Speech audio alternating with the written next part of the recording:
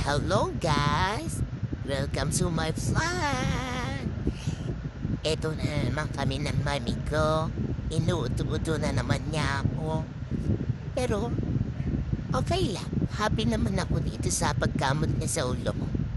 Kasi sumasakit na yung ulo ko.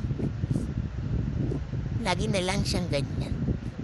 Pag magpipidyo, tatawagin ako, chicken. Pero wala palang chicken. Alam nyo guys, ang pagkain ko ngayong maghapon, vegetable and egg. Yun lang. Walang chicken. Egg lang and vegetable. Kaya ito, naiinis na ako kay mami. Pinamasamasahin na lang niya yung aking ulo. Para kahit pa paano, nawawala ang sakit ng ulo ko sa kanya. Nayayamot yung inis ko sa kanya. Bye-bye!